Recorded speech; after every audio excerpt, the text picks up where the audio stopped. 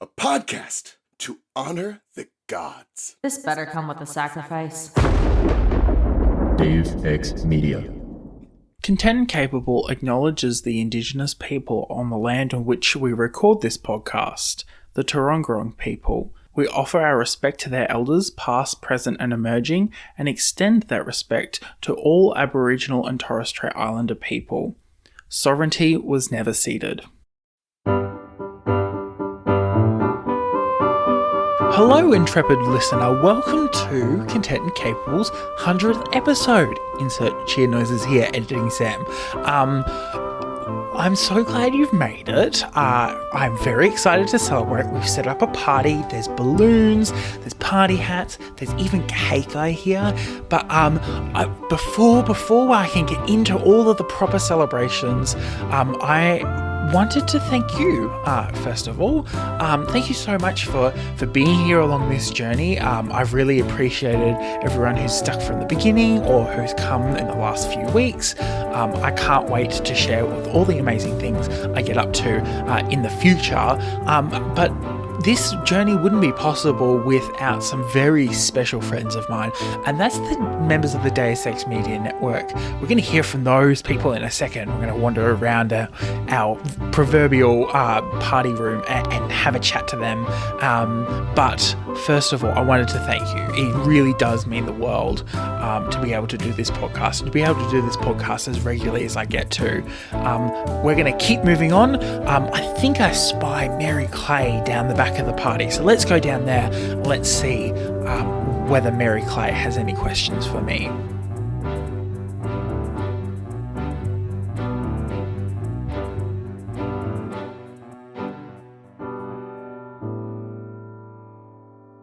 Thank you, Mary Clay, for joining me in these celebrations. It's lovely to have you on the podcast yet again. Woo! Congratulations. You're 100 years old, I think is what we're celebrating. It's I feel like a hobbit at this point. Yeah. Do you have a speech planned? Are you going to disappear? Are you going to insult everyone exit and then leave? Yeah. There's a massive dramatic exit that I've got planned. Nice. Do you have any questions for me? I'm so glad you asked. I do have some questions for you. So knowing what you now know about podcasting and about your process and how you, create and edit and plan Content and Capable, what's something that you would change? Or maybe what's something that you have changed since you started that you wish you had just started off doing? Yeah. It's a hard one because I think that the concept of the podcast has changed in my head fairly significantly since I started. I kind of started in this very naive place. And I was like, I'm just going to do a podcast about adulting. And I was like, you could be a little bit more specific than that. And I'm glad I had the opportunity to explore it creatively and go on that journey. But on the other hand, I kind of just wish I went and jumped straight to exactly what I actually wanted to do, which was long form interviews with people all the time. If I could have just told, however old I was at the time, me, to go and just do long form interviews, I think it would be much, much easier and much more interesting, and much more engaging, I think, initially than what I was trying to do at the start, which was this whole adulting angle, which still kind of exists, but it's not as explicit as it used to be. Yeah, it can sometimes take. So I have to apologize because there's construction going on in the yard immediately next to me. I don't see it popping up on my waveform, but it might still show up in the background. So if you hear chainsaws, I'm not being attacked by a murderer. So yeah, sometimes it takes, you have to, it's, trial by doing, you know, not, I won't say like trial by error, because it's important to those, you know, first, those episodes where that was your focus or your original focus. It doesn't mean that those were bad episodes or that you were making mistakes. It just, sometimes you have to start doing it before you realize like, oh no, this is what I'm more passionate about, or this is what I think makes for more interesting content. You have to, you don't know what you don't know until you start doing it. Yeah, that's a big learning curve for sure. So go ahead. I was about to say, it is such a growth kind of moment as well, where you are just like learning so much about, you know, who you are, how you kind of operate in the world, what kind of conversations you get involved in. And it is just such a, I think a podcast is such a growth opportunity, which feels a little bit like wanky to say, but like at the same time it is, because you all of a sudden you've put yourself out there and you've got to kind of, you know, be across it all. Yeah, for sure. So my next question is, if there were an unlimited amount of resources, if the laws of physics didn't apply, if like you had, like, let's say you were, as we are playing out right now in the server where Tina is like the executive of a giant podcasting company, and like you're a CEO and you have like an unlimited team at your disposal to help you do everything. Is there a guest? So maybe this is like twofold, I don't know, or maybe they go hand in hand. Is there a particular guest that you would be like, man, if somehow I could get them, there was no limits, I would love to have that person on? Or is there like a theme or a topic that you'd really want to cover? Because I know for me with Tolkien About, there have been a couple topics and themes that I have wanted to do, but the like energy and the time commitment isn't there to like thoroughly execute it, you know? So is there anything that comes to mind with you? Yeah, well, almost tangentially, yesterday I was thinking a little bit about this. There was a couple of ideas. I was organising some guests yesterday, and there was a couple of ideas that popped into my head. And you know when you get an idea and you go, oh, that sounds like a great idea. But then you go start like mentally thinking through the steps to practically do it. You go, oh, yeah, no, that's just way too much effort. Side note, I've learned that's a thing of ADHD / executive dysfunction, is that people with executive dysfunction, when you say like, when people are like, oh, it's hard for me to take a shower because whatever. People without executive dysfunction, when you ask them to describe the steps that it takes to take a shower, they're like, oh yeah, go into the bathroom, turn on the water, take clothes off, get in the shower, clean self, get out, towel, put clothes back on. But someone with granted, I say all this, I have not been like formally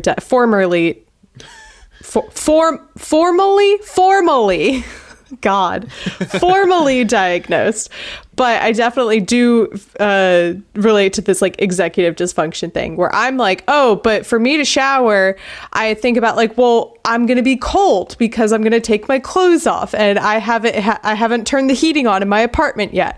And I have to brush my hair out and get all these tangles out. And then my hairbrush is going to have all this hair in it. I have to take the hair out of the brush. And then I have to deal with my janky shower to get the water at just the right temperature. And the water pressure is terrible. So when I wash my hair, it's going to take a long time. And oh, that's right, I need to shave my legs, and I have to, oh no, I'm out of soap, or I need to get a new razor out of this storage basket. And when I get out of the shower, I have to apply all this product to my hair. Anyway, so that was enlightening to me lately to learn that like when you think about all the steps to put something together, for some people, that's what makes it a very daunting process. And that's what prevents a lot of people from doing it. That was such a long-winded interruption to your answer. So you go ahead and answer the question.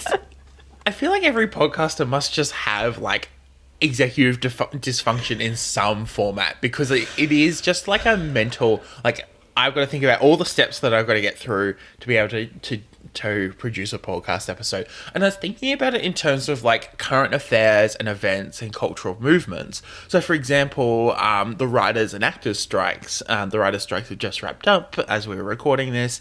I would have really loved to have sat down with not just, you know, people who work, but people who led the strike and people who are, you know, I would love to have sat down with Adam Conover and spoken to him for, you know, an hour and a half about the strikes and his perspective on the strikes. And then speak to people who've worked in, you know, both the US and Australia, and talk about the difference between striking in the US as compared to Australia, because that seems like a really fascinating topic. And I could have spent like a whole season's worth of interviews going through, you know, bit by bit these strikes. Except a lot of people, a lot of actors weren't jumping on podcasts, and a lot of writers were too busy trying to find work while they were striking, because it was just such a, you know, and it was also the middle of summer and bits and pieces, so there was lots of moving parts that kind of meant that I didn't get around to being able to do a proper episode. I definitely reached out to people who were creating content around the strike, but it was, they either didn't get back to me in time, or weren't interested. And it's the luck of the draw being a solo podcaster. You do need a guest to discuss these things, and especially someone who's knowledgeable in them. The other thing is that, like, you know, when talking about a potentially controversial topic, giving both sides, or, you know, a variety of perspectives airtime as well, there's definitely been some more, you know, religious adjacent stuff that I would have loved to explore more in depth and speak about it from you know, one aspect of Christianity, but then also speak about it from, you know, a different religion's perspective. Also, you know, people who don't believe in religion. And I have done that from time to time, but I don't ever feel like I've done it well enough. And I definitely am desiring to kind of, you know, go a little bit more in depth, because it is a fundamental part how people operate, and I think it's really important to kind of understand those balances. Yeah, I've kind of similarly with me, for those things that like I've wanted to cover but just haven't, you know, either like, oh, I haven't gotten around to it, or I've just realized like, oh, I don't think I ever will. It's because I want to. It's those things that like I want to cover as deep, not like necessarily as extensively and deeply as possible, but like I want to make sure that like I'm tapping the right people to come and talk on to come on and talk about that thing. And yeah, sometimes that can be hard, and being like, does this person even want to talk to me, and how do I make sure that we're speaking about this topic, you know, in the best way possible, and doing your like due diligence as a creator to like create the best possible content. That can definitely be hard. Is there I think that's I was about to say, that's the other frustrating thing about like podcasting and doing it not as a full-time job, is that you can't sink all of that energy you want to sink into it. Like, we've got to pay the bills, so we all work other jobs, and we all kind of do that, and so it is very hard to really get behind, you know, an idea and go, let's like take it as far as we possibly can before, you know, making that assessment. I have to make that quick judgment assessment. Literally, I was making that assessment around a different idea I had, a little bit more controversial, so I won't mention it. Yesterday, standing on a football oval, watching my housemate take some photos of some football players, and I was just like, I just have to make those decisions quick snap whenever I get a chance. So is there a dream guest you have that, like, you know, dead or alive, who would you want to have on? And like, what would you want to talk to him about? To be honest, I'd love to have Adam Conover on just to talk about his career. He's had a very interesting career, and I'm guessing a lot of people who follow Deus Ex Media are aware of College Humor and Dropout. I think that the journey that company has been on, even Sam Reached, for example, the journey that they've been on has been super interesting, and the more I read about it, the more I learn. But also, there's a couple of people here in Australia I would love to speak to. I've reached out to her, but look, it's really hard for people to respond to an Instagram message going, yeah, okay, I'll be on your podcast. But Matilda Bosley, she's a journalist here in Australia who works for The Guardian, and she just finished writing a book called The Year I Met My Brain. It's like an adult's guide to ADHD. Oh, dang. But she's also just this really amazing communicator, and just somehow, you know, talks about things in a humorous but serious way at the same time, and it just really intrigues me how, you know, she got to where she is, and how, like, why, you know, she's decided to do things the way she does it. And I don't know, I think it must be like an insider baseball thing for me, where I'm kind of like, it's probably someone I look up to professionally as well. But yeah, there's heaps of other people I'd love to reach out to as well. More doctors and scientists. Dr. Carl, who is this amazing science communicator here in Australia. I think if he ever had a spare hour and a half, I would probably, you know, speak to him, you know, and just, you know, about what he does, because he's been doing, you know, science communication for years, and he's just a staple in, yeah. But there's heaps of people I'd love to speak to that you just don't get around to. Super cool. And then my final hard-hitting question. How many owls would you have to see in one day to think that something weird is going on? Oh, see, I don't see that many owls ever. I think I've maybe seen like 2 or 3 in real life. I think for me to think that something is going on, it has to be more than 5. Mm-hmm. Like 5 owls, I find, they were all like, and in my head, I'm thinking, if I see 5 owls perched in a tree, I'm like, okay, that's a lot of owls, but like, maybe they're a family, you know, maybe they're all hanging out together. 6 owls, that's suspicious shit. There's something going on there. Mm-hmm. You got to be careful when there's more than 5 owls hanging around you in one day. Yeah, I am kind of similar, but to a greater extent, where I think I would need to see like 10 owls, because I don't think I would really pick up on it. Like, I don't think I would even notice the first couple, and then I would just keep seeing them being like, oh, an owl. Oh, another owl. Isn't that crazy? Oh, that's so cool. Oh my God, another owl. That's so fun. And then I just like wouldn't piece things together until like it was a large amount of owls that I had seen. Thank you for this very, very important answer. I will now report it back to the president. There's like a central authority for this, right? Yes. Yeah. Yeah. It's collecting all the statistics. Thank you so much for those questions, Mary Clay. I really appreciate it. Thank you for having me on, and thank you for including me in the celebration. 100 episodes is a lot, so I hope you're proud of yourself, because it's a very important milestone, and you did it. Yay! Woo! I can't believe I've sat down to edit 100 episodes. Yeah, like, that's pretty crazy. A lot of hours sitting behind the computer. Yep. I'm so glad I got to speak to Mary Clay. She was one of the first guests I had in Content and Capable, and I'm really glad I've been able to develop a really great friendship with her.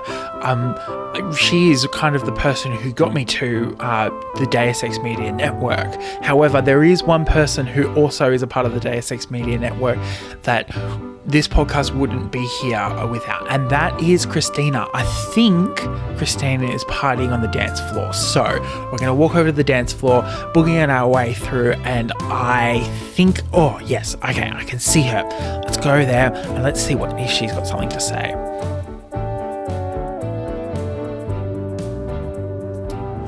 Hi, Christina. It's lovely to have you here.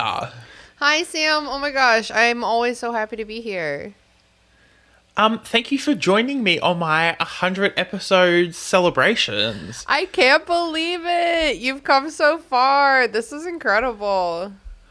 I almost feel like a veteran somehow. Like, I've been able to get this all sorted, and like, it's going smooth. The party's going great. We just need party noises in the background or something to pretend there's people here. Yeah. But yeah, thank you for coming. Did you have any questions for me? Yes. I have some things that I demand answers to. Oh, love a demand. Okay, I would like to know what conversation on the podcast in these 100 episodes has surprised you the most. Surprised me the most? Oh, that is a very, very interesting question. And I was doing a bit of reflection just before about how the episodes have kind of shifted.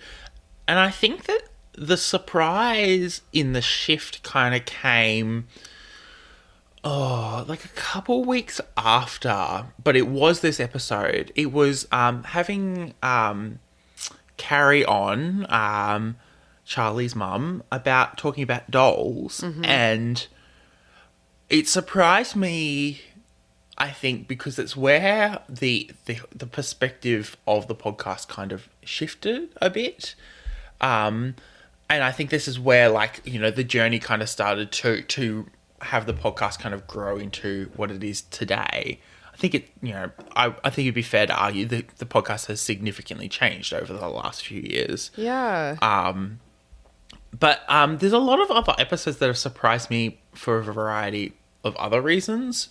I always think of the Christmas episode of my first year, which I re-uploaded for my second year, which was me and my brothers sitting down talking about Aussie Christmas traditions. I love that one. I was always surprised, like, when we are in the right environment, how easy it is to record with family. You've got your own in-jokes and bits and pieces. And it was just so lovely to sit down with them and just talk and you know, kind of get behind that. I do also really love, and I think that the chaos episodes about Barbie with Charlie, Philomena, Ray and Ted were always amazing as well. I really did love them, not just from a content standpoint, but like the friendships I've made along the way as well, which has been really lovely. The real podcast is the friends we made along the way. Always and all the time. That's so funny. I definitely would have answered the same with the Carrie's episode about dolls. I don't know why. I just listened to it and I was like, oh, other people's hobbies are extremely fascinating when you let them explain it to you. Yeah. And I think that that's where it kind of came from. And I'm so glad.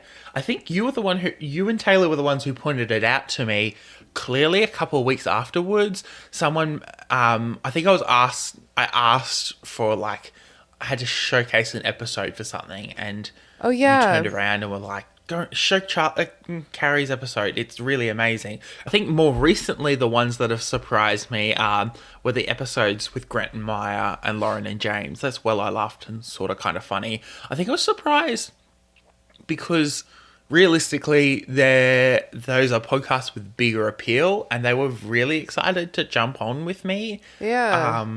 And they were so much fun to record with. I think having that bit of a laughter and a bit of silliness really kind of balanced out some of the more serious, like, interviews I've done over the year, you know, talking about body neutrality and, you know, living with ADHD and sociolinguistics. And then, you know, finding the funny in all sorts of crazy stories and, you know, creating a comedy podcast as siblings. I think it was just so fun. Yeah, and it's nice to connect with like new people in podcast land and find that you actually like really like them and they like you back. You know what I mean?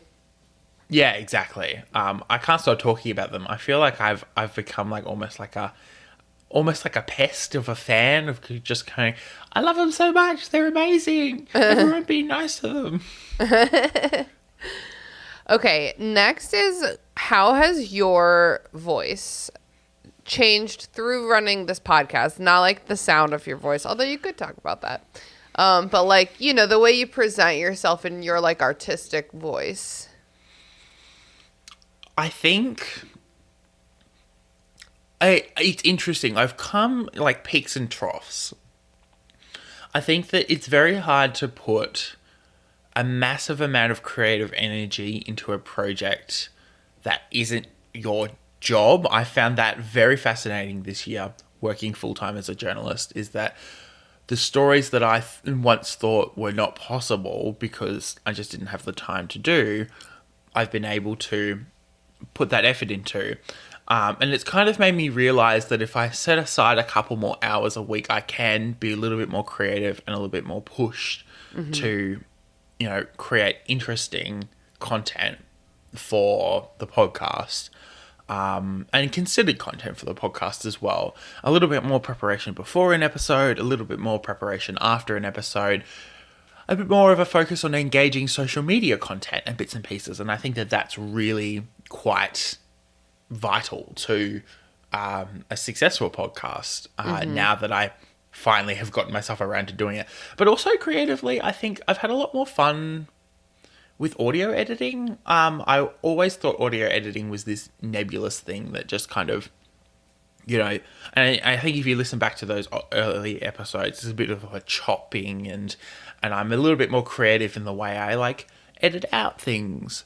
And also, you know, play with the music and play with the format and my, you know, intros and outros and, you know, getting behind that. I think I've become a little bit more adventurous, to be honest, the longer I go. That's which is awesome. a surprising thing. Yeah.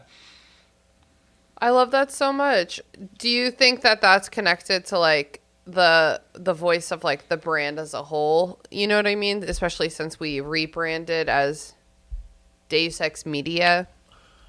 I would 100% agree. I think that as the Deus Ex Media and formerly Movie Night Crew networks have grown and changed, we've become a lot more creative. I think we all kind of lift each other up and hold each other accountable for our creativity. Like these podcasting, while it could be considered as like a very business, you know, cut and dry endeavor, I think is a genuinely creative endeavor.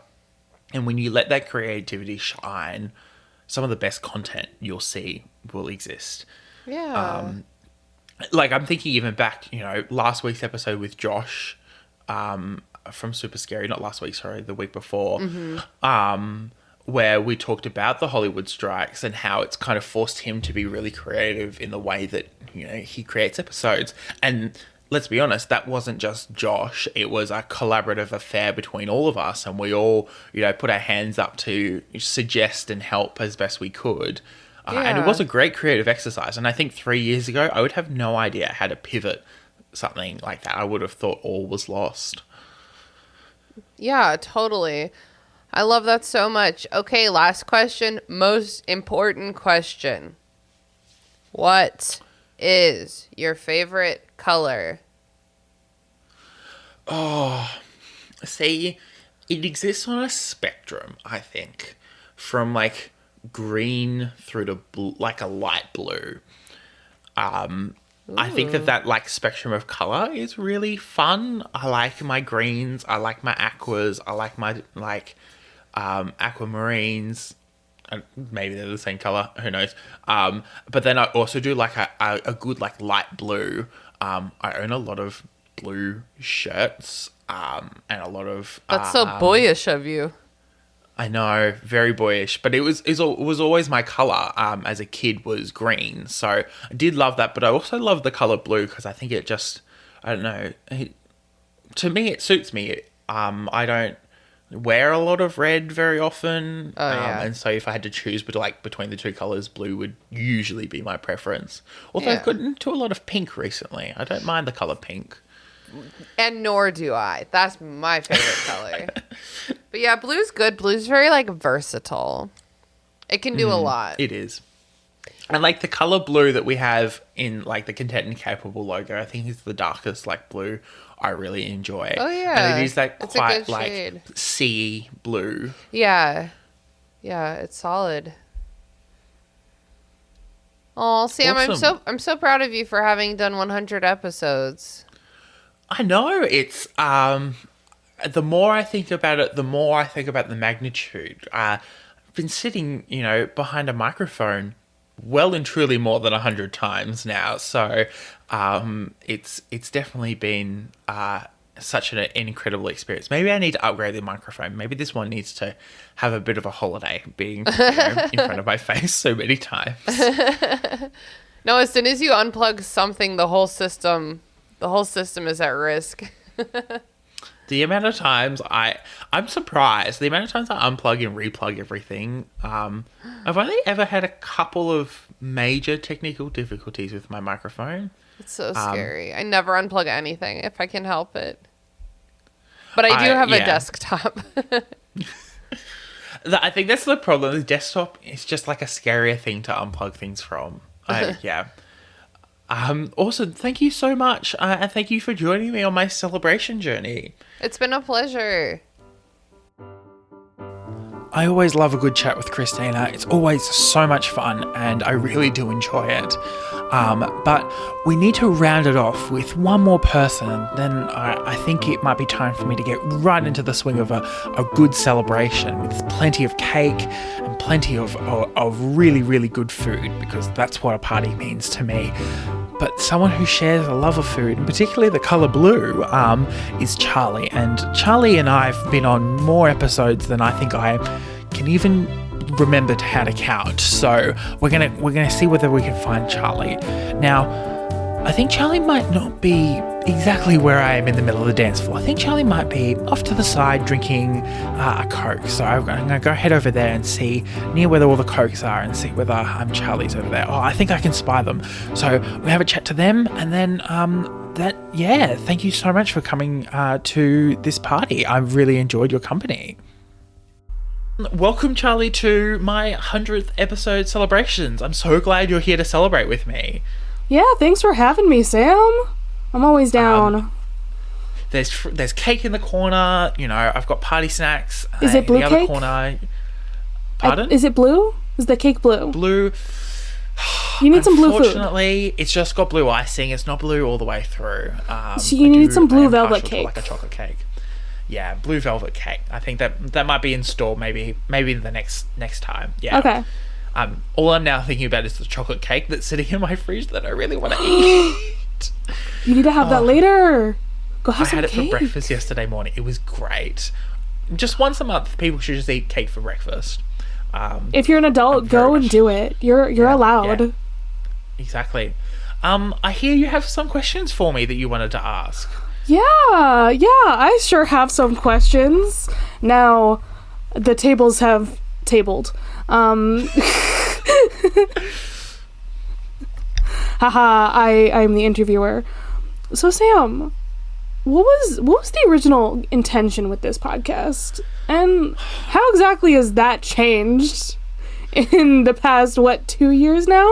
Fuck, this podcast has changed a lot. 2 and a bit years, and I started this as like an adulting podcast. Do you remember the conversation we had where I initially suggested that the name should be Adulting 101? Yeah, I do remember a few of your other name choices. My goodness. What an embarrassing... Yeah, I'm glad we never chose that name. Admittedly, there's like 700 other podcasts named Adulting 101, but yeah, so it was initially like supposed to be like, these people teach me how to do these interesting things that, are quintessential adult things. And then I very quickly realized that no one really wants to talk about like their real lives and as an adult. I actually want to talk about like the really interesting things they do. So yeah, we kind of got to this stage where I just chat about people's interests and hobbies and their hot takes on things, and really, kind of deep dive into, why they feel that way and how that interacts with the rest of their life. And just a chance to chat with so many interesting creatives, scientists. Yeah. I think it's turned into a really interesting piece of podcast Yeah. instead of piece of meat. Although I do Am I kind just of a piece of podcast to you? I do kind of miss the what adulting have you been doing this week that you did like the first 10 episodes or so? I do miss that sometimes. The hard part was just like people not being prepared. Like plugs at the end are hard enough than like asking people what adulting they'd be doing recently. And it's just like sitting there going, why do I need to ask that question? Like people talk about their everyday lives naturally, and it just felt kind of forced, to be honest. And I think that's probably the word I would use for those first, like especially 10 to 15 episodes. It felt a bit forced, and I don't know, we're in a good rhythm at the moment. I'm really enjoying it. Yeah, it's real great. I love it. So Sam, what's some advice you would give to your younger self, like start of Content and Capable Sam, about podcasting? Well, what would you tell him? Probably tell him to chill. Like, stop taking yourself so seriously. Things will work out. Let yourself make those mistakes. But also, like, I don't know, don't be afraid to kind of, like, be that person who's always asking for help. I don't think I asked for enough help. I think I should have, like, sat down, like, on a long extended call with Christina and you and Taylor and just gone, what should I be doing here, and like recorded maybe. And I think my biggest regret was not recording my first episode with Christina and sitting down and going, and Christina just going, that's shit, don't do that, let's edit that out, and then doing the whole process all the way through. I think that would have been, I don't know, would have put the podcast in a bit more of a steady pace to start with. Yeah. Ask questions. I think that is one of the things that adults need to do more is Oh yeah. I think it's very much like a straight man thing of like, also I've got this, I know I'm struggling, but I'm just gonna like push through instead of going, actually someone could help me a little bit more on this and things might be a bit easier. Yeah, Sam, it's okay to ask for directions. I know like the male population does not like to, but it's okay. Yeah. Look, I'm having a similar conversation at work at the moment, trying to convince people that it's okay to ask for help, even though they may be my boss. Yeah. Or, higher up in the food chain than I am. Yeah. All right. Well, Sam, I think this one's a little bit sillier, but now that you've been doing this podcast for a while, do you feel that you are content and capable? Do you embody much this? More, yeah. I definitely think I'm much more content than I was when I started. Like it's been a weird time. Like I've changed jobs many times. I've changed where I've lived. I've moved, halfway across the country.